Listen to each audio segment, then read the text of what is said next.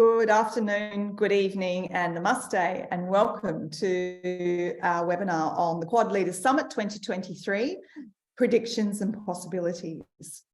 I'm Lisa Singh. I'm the CEO of the Australia-India Institute. And although, as I'm sure we are all aware from what has occurred in the last 24 hours, the Quad meeting at the Sydney Opera House in Australia is no longer going ahead next week, but rather the 4 Quad leaders will meet on the sides of the G7 at Hiroshima. Before we unpack this today, I would firstly like to acknowledge that I'm speaking to you today on the lands of the Wurundjeri people of the Kulin Nation, who have been custodians of this land for thousands of years, and I acknowledge and pay my respects to their elders, past, present, to any First Nations peoples joining us today on this webinar. So when we planned this webinar, it was an opportunity to explore the impact of Australia's first ever hosting of the Quad Leaders Summit. But in light of the US President Joe Biden's cancelling of his visit due to the debt ceiling negotiations in Washington, and the Australian Prime Minister therefore cancelling the Quad, today we will explore what this movement means for the 4 nations and the 4 leaders, and for geopolitics in the Indo-Pacific region. And so to discuss this, I would like to introduce our experts from the Institute. Firstly, Professor Amitabh Mattoo from the School of International Studies at JNU University in Delhi. Professor Mattoo was also the founding director here of the Australia-India Institute and is an honorary professor at the University of Melbourne. Welcome, Professor Mattoo. I would also like to introduce Ms. Suhasini Haidar. Ms. Suhasini Haidar is the diplomatic editor at The Hindu, one of India's most widely read and respected newspapers, and she writes regularly on foreign policy issues. Welcome, Suhasini. Thank you. And Professor Ian Hall, acting director at the Griffith Asia Institute. Professor Hall is a regular commentator on foreign affairs and India, and his latest book, Modi and the Reinvention of Indian Foreign Policy, was published in 2019. So welcome everyone to this webinar here today. Before we dive in, for our audience members, you are welcome to submit questions in the Q&A box on your screen. However, I'm sure you'll understand we will not be able to get to all questions today, but we'll do our best to get to those at the end of this discussion. So to dive straight in, what has just occurred in the last 24 hours? The biggest showstopper for Australia in 2023 in the diplomatic calendar is now on ice. And this must be a significant disappointment for the Australian government, considering the planning and the security resources that are allocated to such a big geopolitical event, and the first ever for Australia in hosting this Leaders Summit. That said, Australia will still host one of the 4 leaders, with Indian Prime Minister Modi now attending for a bilateral meeting with our Australian Prime Minister Albanese next week. So firstly, I might just start, Professor Hall, by asking you, what did you make of yesterday's news? What are the implications of this change? And how big a disappointment is this now for the Australian government? Thanks, Lisa, and thanks very much for the invitation to talk about all of this. I mean, you captured it in your opening remarks. It's really disappointing, and I do feel for those people I know who've been working away in foreign affairs and all the other agencies preparing for this event. I think the other thing to mention, though, is the Quad isn't just about the summit meetings. There are meetings that happen with other officials all the time, foreign ministers, for example. There are officials meetings that happen, and there's work that goes on within all the working groups that sit below the Quad. And we've also just seen a very important meeting that hasn't been widely reported of the Quad military chiefs. They just came together in Sunnylands in California for an Indo-Pacific dialogue. So those 4 countries plus the British and a bunch of other participants as well. So there's cooperation, there's conversation, there's dialogue going on all around. And whilst we it is helpful to have these kinds of focal events to pull things together and to better articulate to the public what the Quad is doing, I think the work does go on. True indeed. It does go on. And Suhasini, how did India at least receive this news that the Quad will be cancelled? Is it seen as a blow for Indian foreign policy? No, I think it's seen as a US decision. And it will have repercussions. It's not as if it won't for the moment. The government's made it clear that Prime Minister Modi is going to go ahead as planned. Remember, after Tokyo, both Mr. Modi and Mr. Biden were due to fly to Port Moresby, to Papua New Guinea, and all this talk about a US PNG strategic agreement as well, and then come to Australia for the Quad Summit at Sydney. And in a sense, not that they're saying it just yet, but I would feel that Biden's loss is Modi's gain, in a sense, because he will be the only leader in Papua New Guinea. He doesn't have to share that stage with the US president, who was making such a high-profile visit, the first ever visit of its kind. And then he comes to Australia and gets a much, sort of deeper welcome, if you like, because they were prepared to welcome two other leaders as well. Now, in terms of the substantive impact it will have, I agree with Professor Hall. It's, there are these meetings going on all the time. It's possible that there'll be the ability for the four leaders to meet in Tokyo, have something called a Quad informal dialogue or something of the sort, even maybe make some of the announcements they hope to in Sydney. I don't know if they can't wait until whenever the Sydney one is rescheduled. I think the larger question, and that's a question not just for India, but for everyone, and everyone in the world is watching, including in Beijing and Moscow and London and all the rest, which is what is the importance of the optics that President Biden has chosen to put out.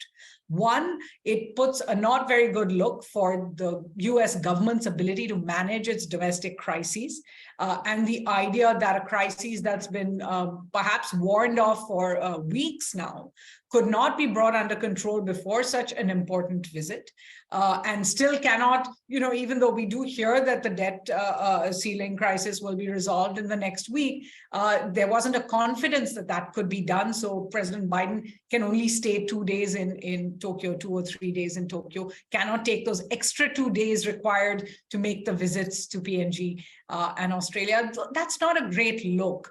And then finally, the whispers will all be about, is this about putting the Ukraine war at a higher priority than the tensions in Asia? And if the Quad is to symbolize a sort of, a commitment by these countries in order to provide a counter narrative to the perceived hegemon of Asia, then is the idea that President Biden can go for the G7, but cannot come for the Quad? Does it really say, well, this is our priority right now? I know I'm being unfair. It's probably not what the American diplomacy and the White House was thinking about, but I'm making the point that perhaps they should have thought about it. Well, you have to admit the optics aren't great of this cancelled Quad meeting. So Professor Mattoo, how do you see that? What do you think the Quad now represents in the region at this time? Is it still a credible grouping?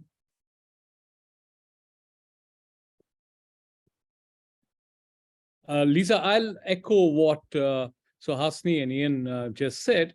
I think there are three paths to what the Quad represents and what Biden's decision to cancel his visit means, both in terms of symbolism, in terms of salience, and in terms of substance. Symbolism, as Suhasini said, the optics don't look good. Biden seems to cancellation seems to suggest that he doesn't have control over domestic politics, or he doesn't seem to accord the same importance to the Quad.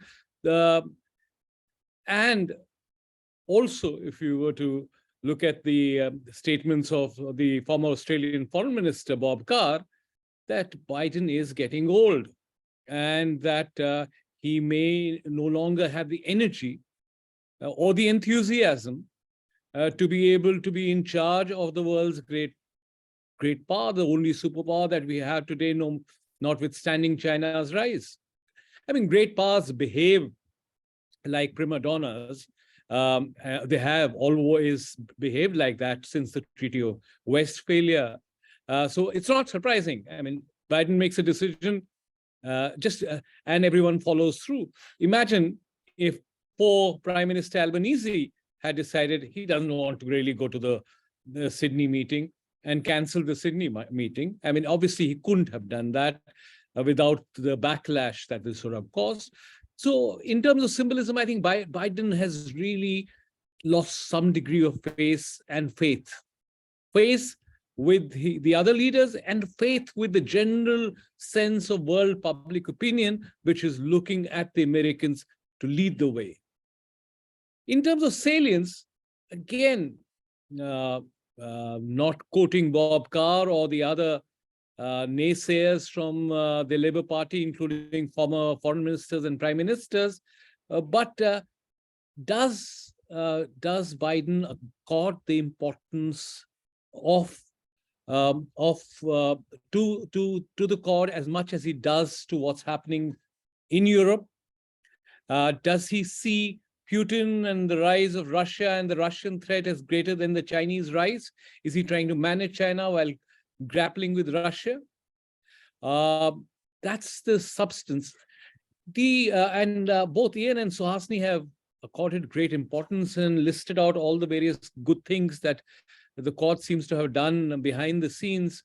But it's clearly, apart from the military commanders conference in the Asia Pacific, in California, Indo-Pacific, in California, it's either a well-kept secret or perhaps they haven't done much, especially since they've always said, and our foreign minister has clearly said, this is not an anti-China alliance. Forget about trying to balance China in terms of maritime dominance, in terms of having an Asian or some kind of a vaccine, in terms of supply chain diversification. Look at India. Today, China, since the time that the Quad began and since the pandemic began, India's trade deficit with China has increased rather than reduced. I would say, dare say that that's probably the same picture with most of the other Quad members, but Ian can correct me if I'm wrong. In other words, people are beginning to have question marks. The raison d'etre of Quad, as far as I'm concerned, remains as compelling as it was when Shinzo Abe first floated the idea in 2007. And even though there was a gulf between that statement and finally all the three other countries biting into that idea, however, while the idea remains potent, while the conception remains potent, as T.S. Eliot would say, between the idea and the reality falls a shadow. And the conception and the creation falls a shadow. So that shadow is what you need to address, and all the leaders in Tokyo must address that shadow. All right. Well, look, we've always known that the Quad has been an informal grouping, unlike some other minilateral and multilateral organisations. It's informal. It doesn't have a secretariat, but nevertheless, it has come together a lot stronger in the last year in having now a leaders summit, and also, really pushing that strong values-based message of a free and open Indo-Pacific region. Obviously, though, not seen that way by Beijing, of course, which has seen it as an attempt to push back against its growing influence in the region.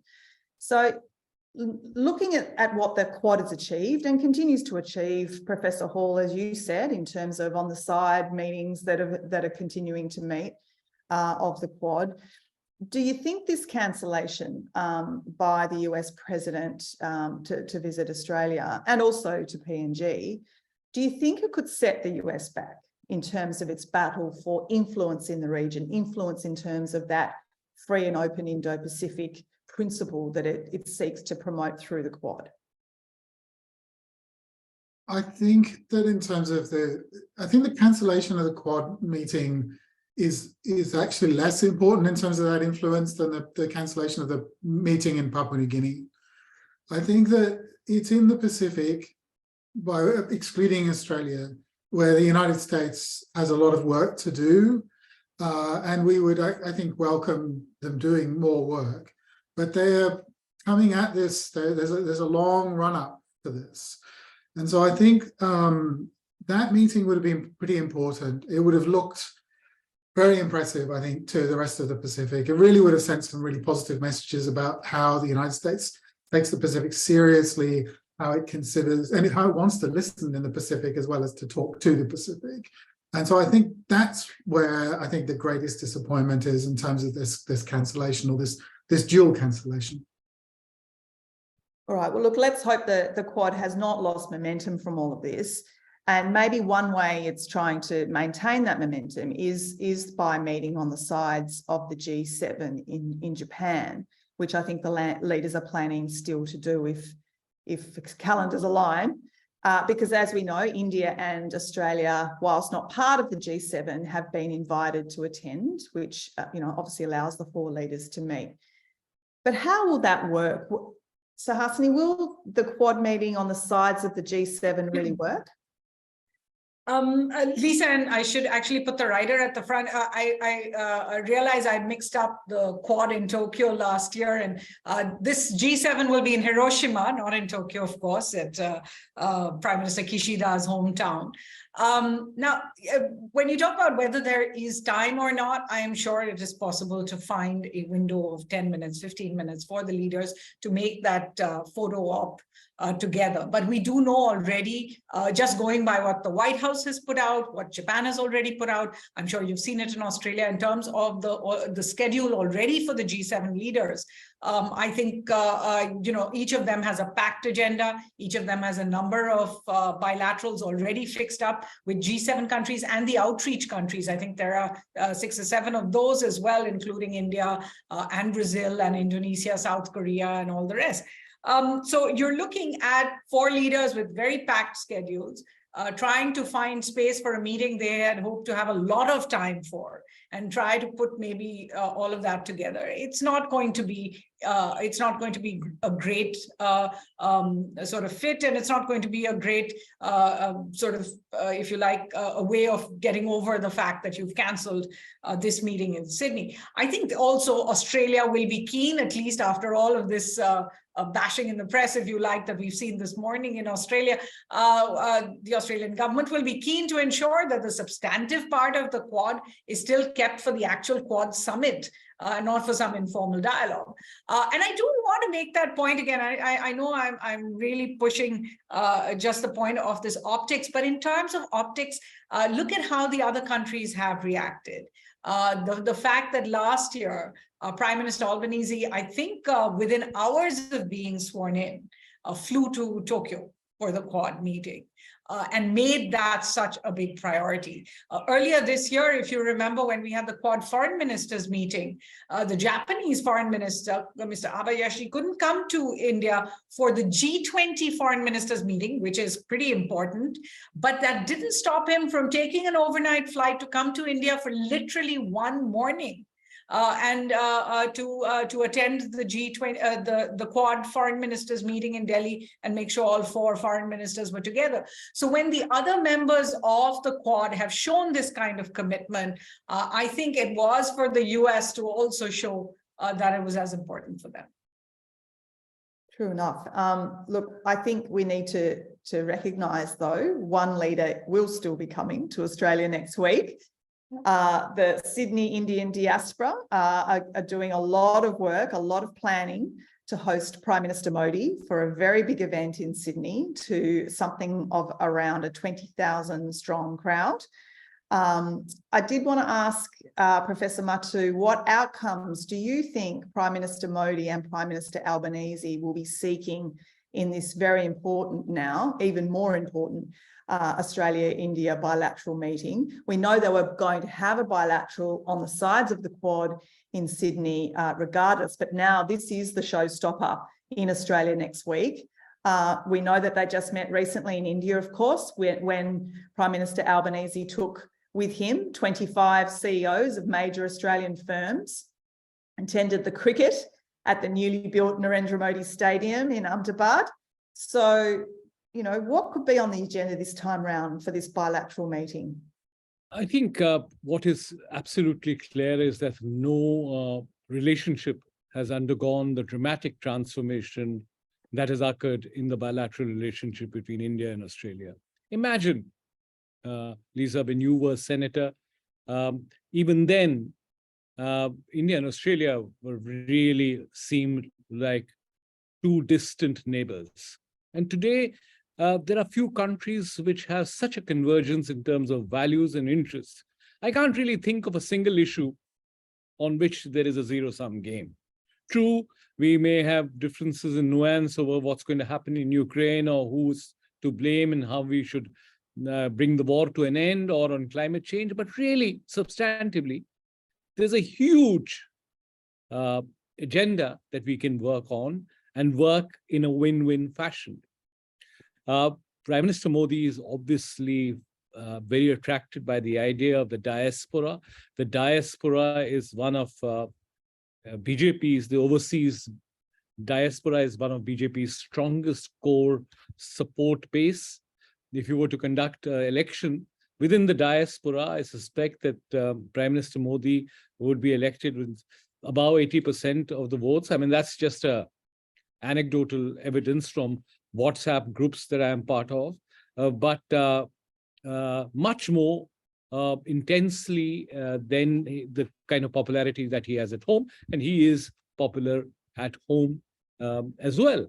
So he sees this as a constituency, and he sees how the diaspora, rather than being a liability, as often was the case when Indira Gandhi and other leaders were in power, can be used as an instrument for mobilization, an instrument to cement relationships. And the classic example is the United States and India, where the diaspora really worked and championed the bilateral relationship.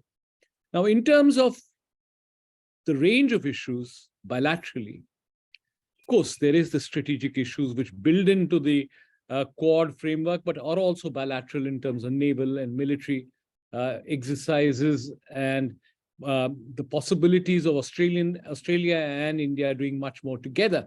But in terms of the other non-security related dimension, how do you build on the free trade agreement or the ECTA agreement that's already been signed in a manner in which it really becomes a free trade agreement, as India has with many countries, and as Australia, of course, has with, again, the United Kingdom most recently.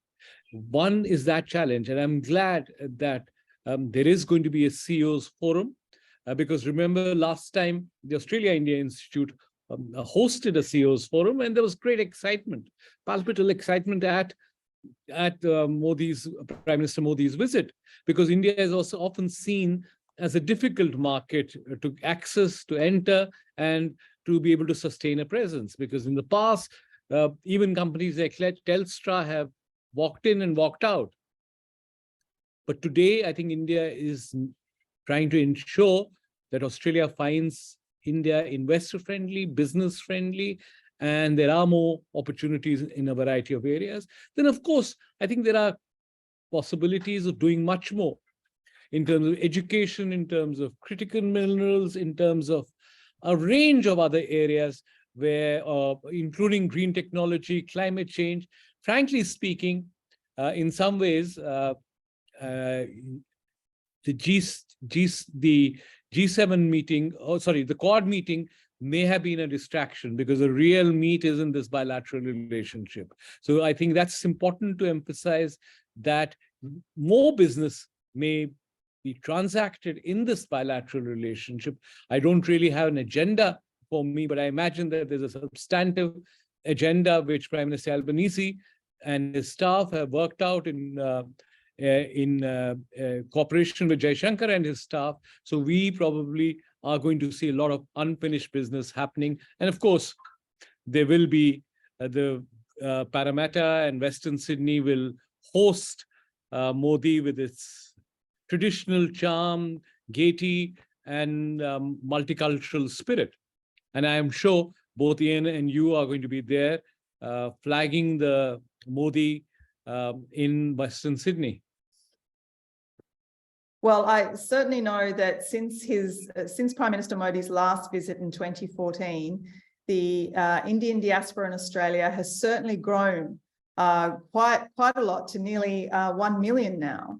So he's certainly got a much bigger Indian diaspora base here in Australia, 9 years on. Professor Hall, how do you see the bilateral relationship playing out? If you think of the fact that, and in terms of your book, which was published not that long ago on Prime Minister Modi and foreign policy, if you look at the fact that Prime Minister Modi was coming here for the Quad, and his focus, it seems, what he has said is that vaccines, climate change, emerging technology make the Quad a force for global good. In your view, do you think India's focus as a member of the Quad, do you see there being a setback on those particular global good or public good issues that it wanted to come here perhaps and focus on? Do you think they'll carry out now in the bilateral relationship, or will it be more focused on the economic side of things? Thanks, Lisa. Look, that question's quite interesting, because it kind of allows us to just think a little bit about how the Quad and the bilateral relationships are mutually reinforcing. There are things that we can talk about collectively as a four that we might want to work together, all four of us together. And there are also some things that we might want to pursue bilaterally. And having those two forums has been one of the factors that's helped us to improve the bilateral relationship over the past few years or so. I think one of the reasons why, as Professor Mattoo has rightly said, this relationship has got so much better so quickly, is part of the reason is because of the Quad and the way in which we're able to discuss a broader agenda that we might be able to cram into a regular bilateral meeting. This meeting next week, though, this visit from Prime Minister Modi, I mean, it's a fantastic opportunity, actually, and I do hope, and I'm sure that we are seeing officials in Canberra scrambling to put some more onto the agenda. It is very difficult to get an Indian Prime Minister to come and visit Australia, as we all know, for very good reasons. But we do have an awful lot to talk about, and this is because we've got this chance, this kind of happenstance. I think it's worth us thinking about whether we can just broaden that agenda a little bit more, throw a few more things on this. So diaspora engagement will be important. I would imagine too that we're going to see the launch of the new centre that I see has a website now as well, and it's going to play a really important role, especially in building those business connections into India. But I'd like to see some real ambition in talking to India about some things that I think sometimes get forced to the margins. One of those things, I think just one of them, is the Pacific. Let's remember as well, Prime Minister Modi is going to Port Moresby for a forum for Indo-Pacific cooperation. It's a really important forum. Prime Minister Modi launched the first one, was involved in the second one, is involved in this one. There's a huge amount of political commitment there at the highest level. And the Pacific is something that really does concern us. So let's talk more perhaps about how we can partner in the Pacific with India and what we might be able to do, especially around those areas around climate change, adaptation, and all of those sorts of things. Well, that may be a segue, Professor Hall, for a plug for the Griffith Asia Institute talk on Thursday by yours truly on putting the Indo back in the Pacific. But look, getting back onto the Quad, Suhasini, I want to ask you, in terms of India, what are India's constraints when it comes to the Quad? I mean, I know, we do know India doesn't have, obviously, a military alliance like the other Quad countries do, but are there further constraints India faces? And in that sense, is this not such a big deal for India in terms of this Quad meeting not going ahead? I do think that India's commitment to the Quad has grown year on year. So while I know that India has always been seen as the kind of strategic laggard, the country that was not keen to bring a strategic component into the Quad, today we hear it from other leaders as well. I think we heard it from the Japanese foreign minister not a few weeks ago, where he said this Quad is not about strategic activity, and they seem to all four of them seem to repeat that again and again. And in the last few years, you've really seen the Quad open up in new directions and bring heft and bring depth to what was originally seen as, what a sort of loose coalition of democracies, but what after that? There have been certain areas, as you said, where India does have constraints, apart from perhaps the strategic ones. So you don't call the Malabar exercises that have 4 countries in them the Quad exercises. But everyone does see the interoperability and the exchanges between the four navies coming to the fore in ways that the Quad's countries are doing in other places. Where we have seen a kind of pushback, apart from the strategic areas, has been, for example, on trade. India walked out of the RCEP some years ago. And that has left both Japan and Australia quite at a sort of, I think it took them aback when it happened, and they've still not really found a way. Yes, bilateral free trade agreements and the ECTA will go ahead. But I think as the RCEP gets its teeth really in to all the economies involved, and as you see more of that happening, if they go towards the the areas where they have already committed to, the question will arise about how other free trade agreements can compete. India is also not part of another Quad offshoot, if you like, the Indo-Pacific Economic Forum, the IPEF, that President Biden also inaugurated on the sidelines of the Quad last year. Again, India is not part of that trade. So obviously there are constraints on trade with Quad countries that India is holding out on.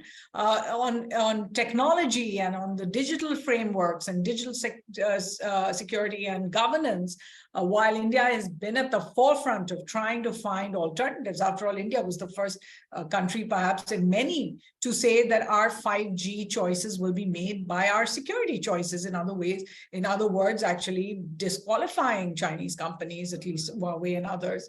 But on the other hand, India never joined the Osaka track, never joined, the greater digital frameworks, if you like, has some fairly restrictive internal laws on localization that have been a thorn in the side for going ahead on the Quad, in the Quad pillars as well. If you look at some of the other areas too, you will see where India is perhaps not fully there, but something very small, nobody expected. And that's why I think it's important also to see this year's Quad as an opportunity to look at the lessons learned from what's worked and what hasn't worked. Why did the Quad initiative that was announced, the vaccine initiative that was announced with such fanfare at the start of COVID, end this round of COVID and its deadline of December 2022 without producing a single vaccine under the Quad initiative? They did eventually put a photo op together and send ambassadors carrying UK-developed, Indian-made Covishield vaccines in Cambodia and Thailand, but those were not part of the Quad vaccine initiative. Why they got stuck was a number of reasons. One of them was India's laws, again, on indemnity. So the idea that these things need to be thought through and talked through within the Quad countries before you actually make big announcements, because when you fall short, that's always going to be a problem in a region where you are being judged against a benchmark. There is a benchmark, as I said, of a China in the region that is already providing, providing infrastructure investment is already, it may not be the best for the countries concerned, but it is at present the only one. Something similar happened a few years ago when President Trump talked about the Blue Dot Network. And made that announcement with a lot of fanfare as a kind of counter to the Belt and Road Initiative. Eventually, as it was actually discussed, it turned out to be a kind of Michelin star rating system where they looked at the feasibility of various things. So what I'm trying to say over here is, and in democracies, these conversations are held by definition in the open. So it's a very positive thing. I think it's necessary for the Quad also to use this time to look at which of the initiatives have not worked and why they haven't worked as they go ahead with the other stuff, which frankly has been extremely progressive. The Quad came together because of humanitarian assistance and disaster relief, and they've built on those trends. Today, any kind of disaster, even the capsizing of a Chinese ship, I think, in the Indian Ocean waters right now, is seeing how Australia is working with India, with other countries to try and see if they can help rescue those sailors. So I do feel that all the core strengths that the Quad came together on, as Professor Mattoo said, when Shinzo Abe spoke in 2007, still remain a very strong part of why these four countries should work together. They've done away with a lot of the problems. For example, there was a problem of definition of the Quad. But now I think everybody does agree that of the Indo-Pacific, everybody does agree that there is an Indo-Pacific region that starts in at the coast of Africa and then ends at the western coast of the US. They've gotten over other problems as well between them. They've made Indo-Pacific actually an attractive idea. If most countries were hesitant to speak about the Indo-Pacific and only wanted to talk about Asia-Pacific, today the EU has an Indo-Pacific policy. Even Bangladesh now has an Indo-Pacific policy. I think the only country that doesn't is India right now, which might again speak to a little bit of the constraints India feels strategically in defining what it is doing. But I don't think that there are constraints in actually going ahead with some of the more substantive parts of the Quad. Well, look, I think it's interesting. We could probably talk a lot more about India's foreign policy as it relates to those constraints and its foreign policy position of multi-alignment, I think, as Sri Jaishankar calls it. But let's just keep on the Quad, Professor Mattoo, in terms of what Suhasini's just raised and this idea of an audit. The fact is the Quad now does focus on a range of issues, and some have expressed that its agenda is now so broad that it just might be spreading itself too thin. Do you think the Quad needs to sort of limit its focus so it's able to hone in on the issues that it has already set for its agenda? Or do you think there is value in continuing to add new items to its agenda? Lisa, I genuinely believe that there is great merit in an organic view. Let issues come in when there's a need, and let them grow when when you can coordinate policies, when you can cooperate. That's the best way of actually creating the grounds for sustainable cooperation. It's like, if there's a comparison, it's like Indian cities versus Chinese cities. China creates infrastructure for huge cities, and then there are ghost cities. India lets cities grow on their own, and they become nightmares like Gurgaon did, but then slowly creates the infrastructure. Ideally, you need a middle way, which is that let the need come from the countries and from the stakeholders, and then you create the infrastructure. So I don't think the agenda is too broad. If it is too broad, the pieces on the agenda will fall off the table, or they'll just not have the same momentum. However, it's a big strategic question which needs to, I think, really drive our concerns. And Ian, who's written on this, should perhaps can reflect on it, is everyone in the world knows, thinks, believes that this Quad is really a way of, you don't like the word, take another word, containing China. That you want to have at least one vehicle by which you can try and see that Xi Jinping's China doesn't become more belligerent, aggressive, and hegemonic than it already is. Now, no one wants to say that, because you really still are in this game of nudge, nudge, wink, wink. Oh, we're not really anti-China. China is problematic, but we can manage them. We can socialize them. It's beyond socialization. So one large strategic piece of the agenda is being navigated through these nudge, nudge, wink, wink policies. The other part, the non-military dimensions, is a large spreadsheet. Some things work, some things don't. You said during the pandemic, we'll have an Asian vaccine produced, innovated in England, or innovated in somewhere else, produced in India, marketed all over the Quad countries in the Indo-Pacific. It didn't work out. Similarly, you'll have other items in the agenda. Some may work, some may not work. But the critical piece is really the C word, which everyone still is shy, unless you are someone who's really made a career out of China bashing. No one is really out to address the elephant in the room. That's the biggest problem. You asked Dr. Jaishankar, he says, no, it's not an anti-China alliance.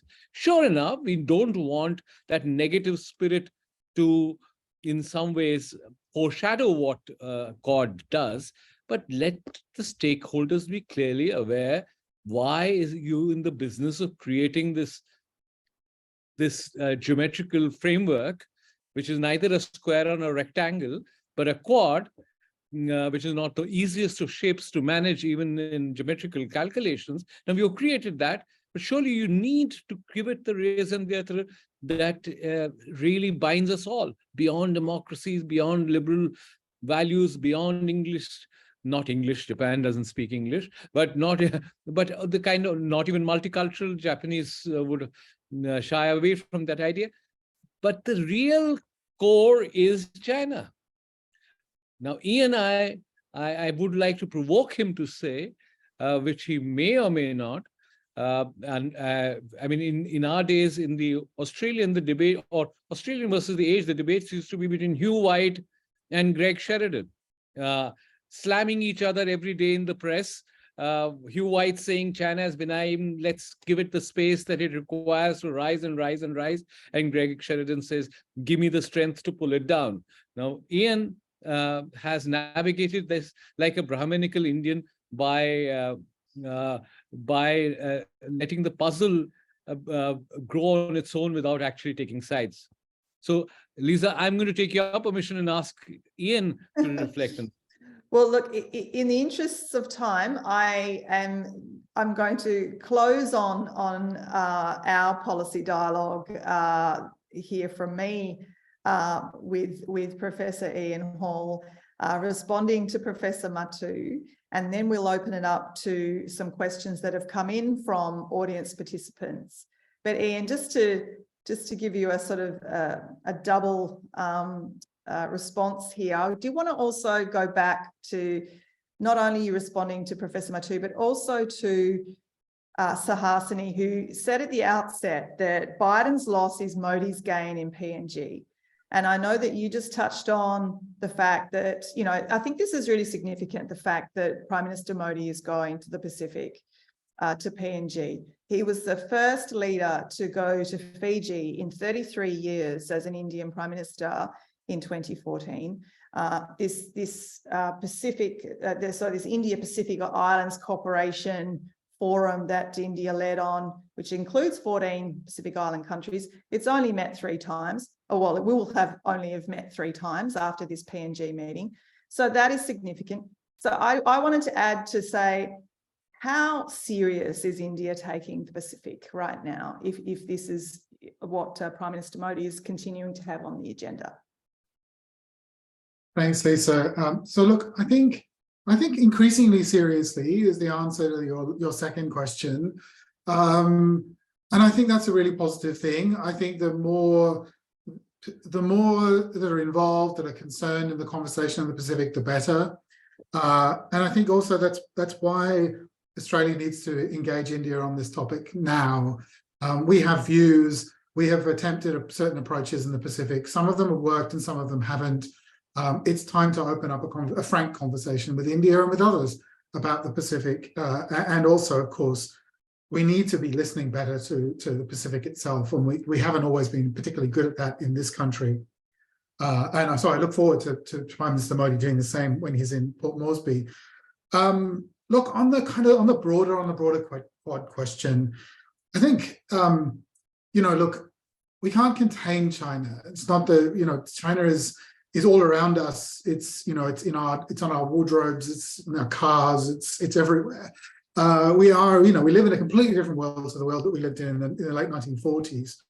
And the challenge is different. It's not just a military threat. It's not a question of putting together the requisite number of troops and putting them in the right place. It's a question of coordinating across political, economic, technological agendas. And that's where things like the Quad, I think, come in and become useful. So I'll keep saying we don't need an Asian NATO because the challenge is entirely different to what we saw during the 1940s, 50s, and 60s in Europe predominantly. But I do think, though, that where the Quad is important is in trying to understand that challenge better, trying to understand others' perceptions of that challenge, because 15 years ago, we were all, we were taken aback when China took the initiative on certain things, and we ended up with 4 or 5 or 6 different responses. And it is much better for us to have a common language, a common set of perceptions, a common set of responses if we can achieve that. So the various initiatives that China is putting forward, and also to regain some of that initiative. And I go back here to what is the purpose of all of this? I go back to one of the comments that was made by Foreign Minister Subrahmanyam Jaishankar in a wonderful speech that he gave in Thailand not that long ago, where he said, we should be giving the region choices. The whole point is we want a region of independent countries making their own decisions, determining their own future in their own ways. And the Quad's point is to give options and choices to the region, not to contain China, but rather to manage it better. All right. Well, on that issue of choices, one of our questions that's come in, Suhasini, is about membership of the Quad. I think this is a question that's been around since the re-emergence of the Quad. Are there any benefits thinking about expanding membership with countries such as Indonesia, South Korea, others, a sort of Quad plus type thing? Or would that make the Quad less effective? I think any organization gains strength if they are open to reform, to change. The Quad is still in its nascent stages. It still has to borrow from Professor Mattoo's analogy on geometrical significance. It still has edges, which need to be worked out. I do actually have to say that I disagree with Professor Mattoo when he says that you need to come out and say the Quad is just there to contain China, because that would be to really narrow a focus. Yes, there may be part of the Quad's strategic objective to try and ensure freedom of navigation. Because they all stand for freedom of navigation. It's just a question of how the Quad would actually work itself into some way of saying that it will do this strategically as well. But I think it would be a shame if all that these 4 countries that span the Indo-Pacific could come together on is an anti-China or any one country sort of idea. I think it would be much more important to provide these alternatives, to provide a different way of looking at the world and how you independent voices in it. And let's be clear, for all that India would not be comfortable in making that assessment either. Don't forget that just as Prime Minister Modi comes back from the G7 and the quasi-Quad meet, he goes to the US, but not 2 weeks after the US state visit, he will be in Delhi hosting an SCO summit, which includes President Xi Jinping and President Putin and other members from completely different worldview, if you like, that comes to India's north. So I honestly think that when you talk about expanding the Quad, and that question has come up many times, you will have to ensure that you're not saying that let's all get together as the countries that are taking on one other country. Instead, it has to be let's all get together as countries of a responsible region that wants to broaden the choices, that wants to broaden what's available for everyone over here. After all, even if you are trying to counter China, I don't use the word contain, if you are trying to counter China on the Belt and Road Initiative, for example, where India has taken a very strong stand, it doesn't want to be a part of this non-transparent, non-sustainable sort of initiative, then the answer is to say, how can we provide you alternatives and help you find the infrastructure that you believe you need without going into non-sustainable choices. Now, not all of this has worked. Remember when Japan and India came together to try and provide Sri Lanka with a port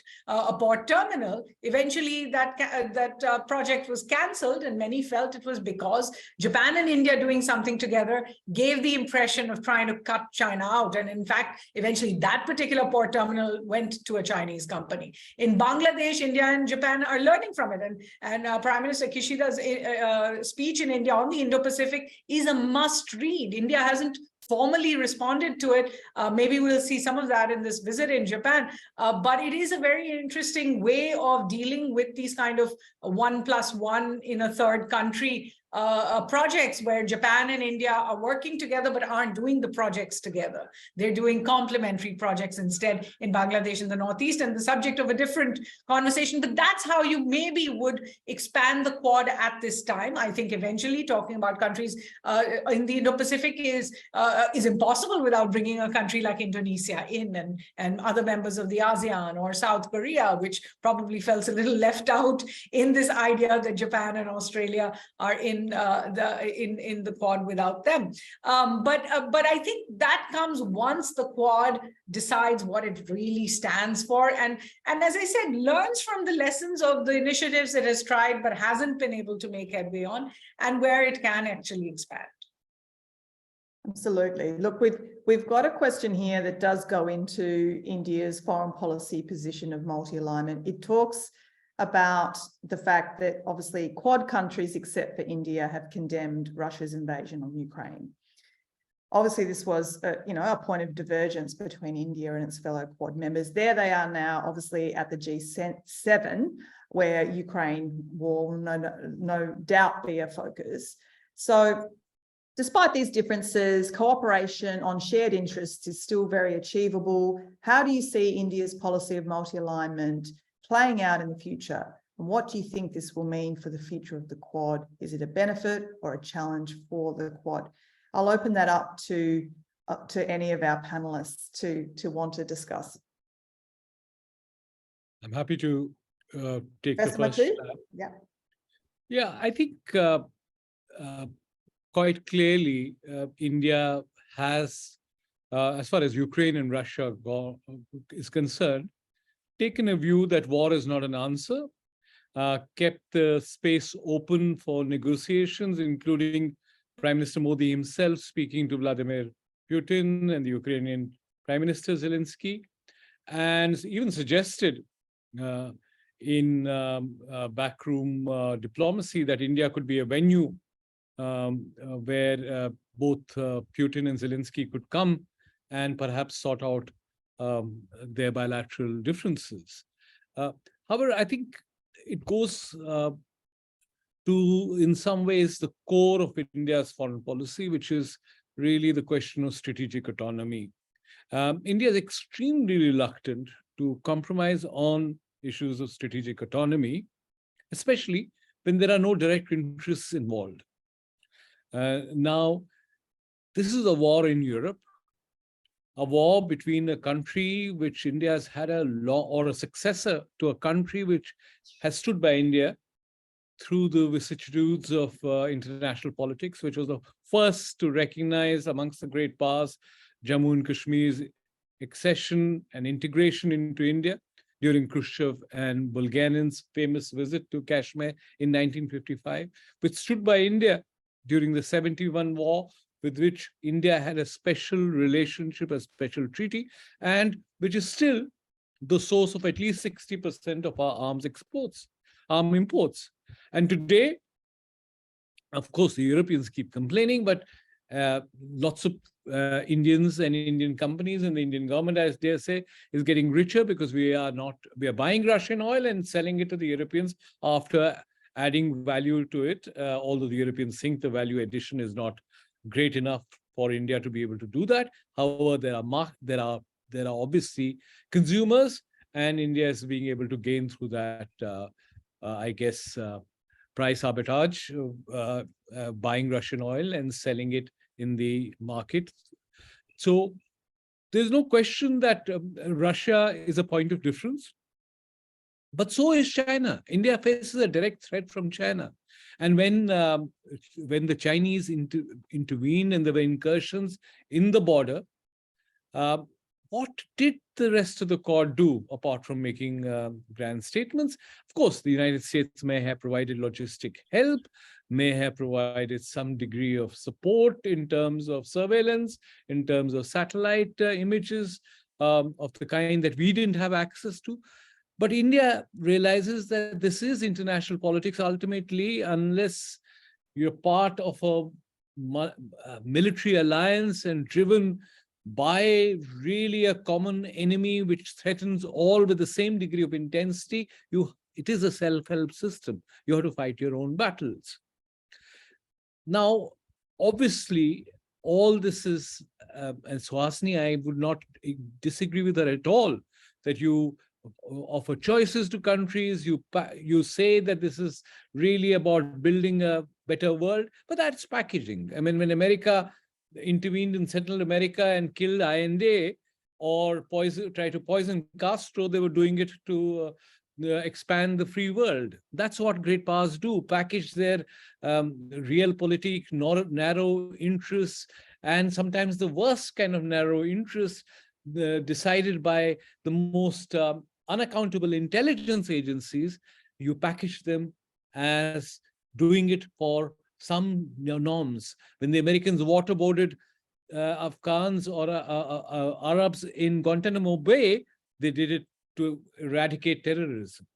But that's how international politics is played. So I wouldn't read too much in terms of saying it's the rule of law, it's the freedom of navigation. After all, we are fighting Chinese belligerents. And many of the countries we're going options to don't have the agency. You think Cambodia has the agency to be able to say, oh, I think this is a better plan than the one that the Chinese have given me. This looks nice. This on climate change, I'll sign up to that. This is not a form for a club membership. This is driven by self-interest and the realities of international politics. Sometimes you persuade, sometimes you cajole, sometimes you have to arm twist. That's what international politics is all about. All right. Well, look, I think on that note, we have probably got time for one more question from our audience that I'll ask quick answers from all of our panelists on. It's about climate change and reaching net zero. We know the Quad has a climate working group collaborating on things like clean energy supply chains, disaster risk reduction, and green shipping. Do you think the Quad are doing enough to take the lead on the green transition? How will greater cooperation on renewables benefit the region? So perhaps, Professor Hall, you can answer that first in relation to perhaps Prime Minister Modi's visit to PNG and whether any of the climate policy agenda will be pushed further for India in the Pacific. And then I'll ask each of the other panelists to give comment as well.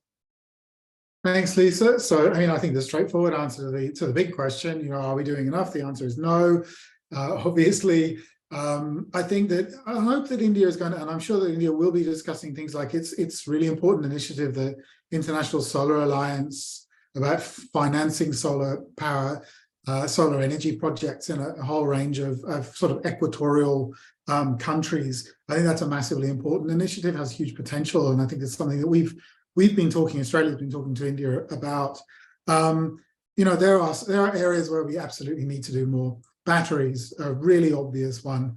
I don't think we can really allow that entire supply chain to run quite so strongly through China, and we need to take back the initiative and innovation in that space.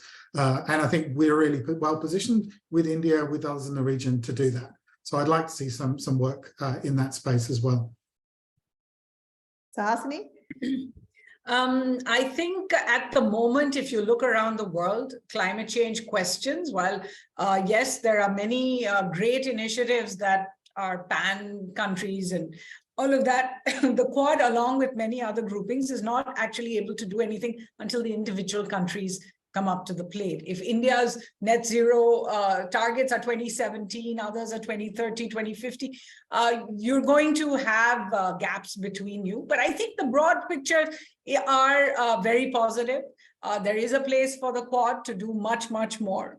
I don't know whether you mean leadership for the rest of the world or for itself, but I think, yes, if the Quad can do things on renewable energy. And one thing we spoke about earlier, which is not directly connected, but it does play into this entire higher tech, green tech game, is if the Quad can work on critical energy, critical technology, and critical, sort of minerals and that sort of thing together, I think you will see a lot of energy being saved in this region, particularly because we know that there's one country that right now has a full monopoly on all of this technology, and that shouldn't be the case. And I do want to thank you, Lisa, for organizing this. And I'm just looking at some of the questions. I'm sorry we weren't able to get to all of them, but it's really very, very encouraging to know how involved and engaged so many of the viewers are in the issue. Absolutely, I agree, Suhasini. Professor Mattoo. I think the very fact that you have this forum being convened by you, Lisa, from Melbourne, and you have over 200 registrations, 100 or near about 100 people present through this webinar, just tells you how much salience there is within the community of strategic thinkers, stakeholders. And I look through the list of people. You have Ted Bailio there, a former Premier of Victoria, join us, and several other distinguished people. So the Quad is an idea whose time has come. What you need to recognize is that we all need to emphasize that the Quad can do much more substantively, even though symbolically we might feel let down at moments like this when President Biden, for domestic reasons, is not able to lead the Quad as we had hoped that he would. But the Quad is far too important for us to let it remain just a cause promoted by White House. It concerns all of us. It concerns the future of the Indo-Pacific. And I'm delighted that you convene this at such an appropriate time. Thank you. Thank you all, our panelists. Thank you very much to the audience questions that were that came in. And I'm sorry we've run over time, but thank you for putting your thoughts and sharing them with us. And I'm sorry we didn't get to all of them. But to our three panelists, Professor Amitabh Mattoo, Professor Ian Hall, and Ms. Suhasini Haidar, your perspectives on the Quad and its future, and of India and India's foreign policy in that guise as well, has been most insightful today. So thank you so much for your time to all of you. Thank you everyone who tuned into this webinar. We will be uploading this recording on the Australia-India Institute's website in record speed. So thank you and see you next time.